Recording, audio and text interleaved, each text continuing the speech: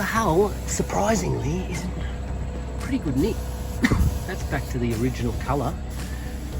It seems that, you know, there's a lot of black antifouls, then a blue layer, and then this grey, which I reckon would have been some sort of a primer over the original brown, and then the red underneath it. It's getting right back to early days, but no surprises yet, so that's good. Time to keep pressure washing. So I'm just taking it really slow, but you can see there's, like, it's a good couple of mils thick, and it does get it off, but I don't want to leave it on either because it just sort of falls away. Some parts falls away really easy, so yeah, very, very slow progress, but progress nonetheless, so I'll just keep going. Neil and Jace working their slot out today, helping me. It's been great to have them. We're finding that the antifoul on this side is way stronger. It's attached better than on the other side. But we've pretty much got it all, and anything that doesn't come off, we'll give a good old scrape afterwards, and that'll be it. But, yeah, really doing a top-notch job. We just, in the past I had raised the water line at the bow, but not along the back, so now we've just evened that up.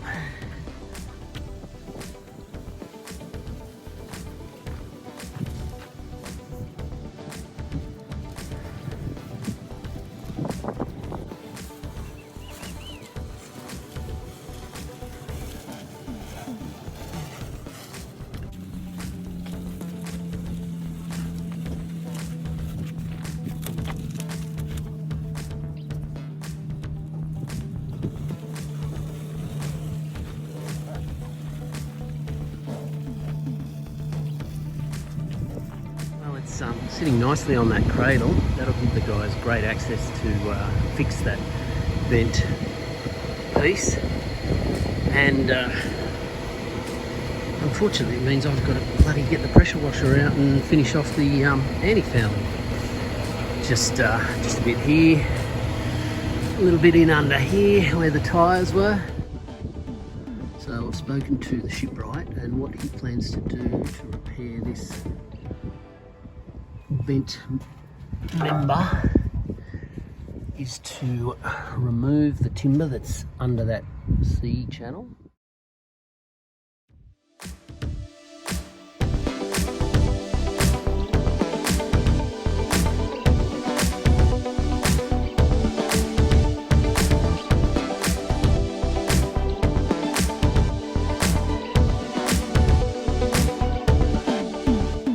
So today's effort is to take this prop shaft and the prop and all this skeg support and everything, and basically sand it back with wet and dry. So I've started over this side and we're getting there, but it's going to be a long day of just hand sanding. What I'd like to do is the prop nut, the spacer, and the prop itself. And just as well, because the weather's set in, so I'm now at my mate's place, and I'll give this a good old scrub and hopefully bring it up quite nice.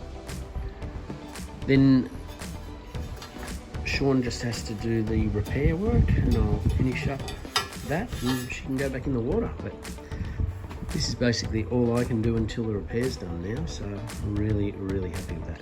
After speaking to the shipwright, because of the sort of use this boat gets, which is very little, it's pretty much just a mooring minder, he suggested that the lanolin probably wouldn't have worked. He said it's good on boats that are being used all the time, but if it sits still, it probably won't work.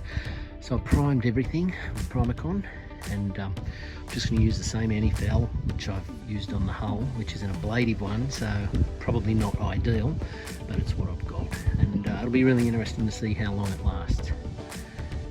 Just got to get that little anode on. The other ones, I've reused the old prop shaft anode up there and put a brand newie down here, and the two that are on there are being reused because they're fine too. So back tomorrow to apply copious amounts of antifoul, and she'll be ready to go back in the water. Things are going really well. I'm just measuring up dimensions so that I've got it if I do decide to transport it to Tassie. So yeah, it's 2,870 wide. It's spot on 9 metres without the bowsprit. So the bowsprit's 500 mils long if I leave it on there, which makes the total overall length 9.5 metres. If I take the little black mast off the top and the VHF antenna, it's 2 metres down at the top of the deck.